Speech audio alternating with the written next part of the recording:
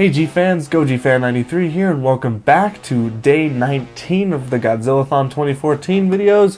We will now take a look at Godzilla vs. Mothra, Battle for Earth, or Godzilla and Mothra, the Battle for Earth. It has many titles. You probably can't see them also, but I have some representative figures here. I got a Mothra larva here, Batra, Mothra, adult, and Godzilla Treadmaster. So,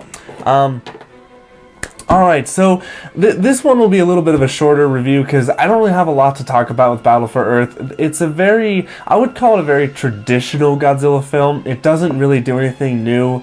It's very tamed. It's also a very preachy movie. This is probably the most preachiest film out of the Heisei series, or maybe even just, it's actually a little bit more preacher than the original 1954 movie. So it's just a huge environmentalist movie. They talk a lot about how humans are ruining the earth, how, you know, Mother Nature is in control and all that stuff. It's very preachy. Like every second that one character has to say, you know, oh, well, we did this to ourselves, we feel ashamed. It's like, okay, we get it.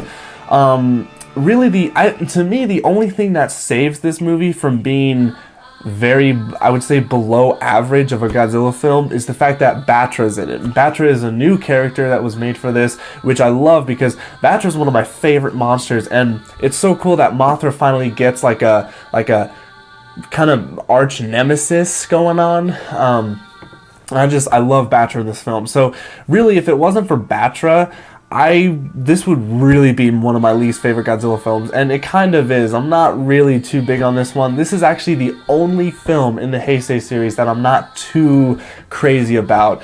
And I don't, you know, it's probably, I mean, it's not to say that it's a bad film. It's not. It's a traditional Godzilla film. If you kind of understand what I'm saying, it's very traditional. You know, it's Godzilla's coming back. Mothra's there. Mothra's trying to save the world from Godzilla. Godzilla's bad and blah blah blah. But like I said, when you throw Batra into the mix, that's what makes this film a little bit interesting from it, and it saves the film from being completely same old, same old. I mean, when you think about it, we had Godzilla 1984, which was awesome. Then we had Biollante with the whole G-Cells thing, and that was a new kind of thing for Godzilla. And then we had King Ghidorah with Mecha King Ghidorah and the whole time travel thing. That was really changing the Godzilla formula up. But then it kind of just reverts back to this very traditional, okay, you know, whatever. Now the next films after this, they start to once again reinvigorate and reinvent the way a Godzilla story is and all that stuff. But this one just plays it really safe, and it's basically a complete remake of Mothra vs. Godzilla from 1964. The only difference is, one, is that Batra's in it, but, you know, there's a big, bad, greedy guy who, you know, he wants money, that's all he cares about. He's taking down trees, and he finds out that that the Mothra egg is there, and that he wants to take it and make it an amusement park thing and make money from it. So it's basically the same story that we've seen before, and that's why I say it's just kind of same old, very traditional, nothing really new, because up until this point, we've been getting nothing but new Godzilla, like, really interesting Godzilla movies, but this one just kind of, you know, boop, here we go. But yeah, not to say it's really bad, but I mean, that's really all I got for it. The music's really good. Akira Fukube, once again, he's here doing really good soundtracks. Batra's theme is really awesome. I love it. I love that theme. But that's really all I got for this film. I know it's a really short review, but I mean, there's just not much to talk about this one, because it's basically a remake of Mothra vs. Godzilla, just with better budget, looks better, and Batra's thrown in the mix. Really, the lore between Batra and Mothra, I would love to see a film of just that. Like when because the two fairies were talking about Mothra and Batra and how they had like a fight, you know, like long ago and all that stuff. I would love to see maybe a film of just that. Kind of like if in the Rebirth of Mothra trilogy, they might have put Batra in there again. That would have been really cool, but, you know, I don't know.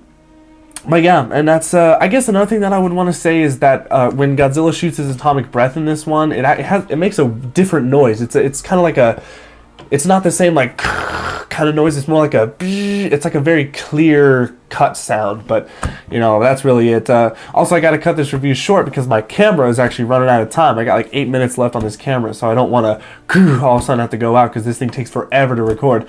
Yeah, but that's really all I got for Godzilla and Mothra, The Battle for Earth. It's an alright film, but it's very traditional, nothing really new. Also, I wanted to mention, I have seen the newest trailer of, I guess, a new Godzilla game that's being made called, like, Tactical Strike or something, but it's another freaking mobile game, and it really ticks me off how I'm so... It's like a first-person view game. You're probably going to be playing as Aaron Taylor Johnson's character, and you get to, you know, experience the attack of Godzilla in a first-person view as a military guy. I love that. It's an awesome, brilliant idea, but the fact that it's on mobile just ruins it completely for me, and I really hope they port it to consoles or something, or there's some kind of other Godzilla game that's being made out there. I'm dying for that next big blockbuster Godzilla game. I mean, the last big Godzilla game we got was Godzilla Unleashed. I mean, and you know, you guys know that I don't like Godzilla Unleashed that much, but Godzilla Unleashed is God compared to these pieces of crap that are coming out on mobile. I mean, this Smash 3 and this new Tactical Strike game. I mean, it's just... They just don't do it for me. I mean, like, when it comes to the gaming side of this movie, I'm very disappointed. Everything else, soundtracks, the movie itself, the merchandise, you know, it's great. But when it comes to the video game side, very disappointed. Very disappointed and really could care less. I mean, obviously I'm still going to play them and I'll try to do Let's Plays of them, but because they're mobile, I don't know how to record mobile stuff, so I'll have to Google search it and do all that shit. But, yeah, so... I just wanted to give my little 2 cents in there so that you guys do know that I have seen that trailer, because I know a lot of you will be telling me, you know, oh, there's a new Godzilla game being made, but, you know, I've seen it. You know, I'm just disappointed that it's on mobile. If it was on console or PC with better, you know, first-person view controls, I would deal with it, because the graphics I'm not too crazy on. Like, I don't care about graphics. I just want a fun game. I want a fun Godzilla game. That's why I like Godzilla Maximum Impact. The graphics weren't that good, but damn, that was a really fun Godzilla game, and that's why I loved it. But anyway, so, yeah, that's my 2 cents on the game, and there's my 2 cents on the movie, so that's it. So stay tuned for tomorrow for Godzilla vs. Mechagodzilla 2, and I will see you guys then. Stay big, G-fans. Hey G-fans, GojiFan93 here, and welcome to day 19 of the Godzilla-thon 2014.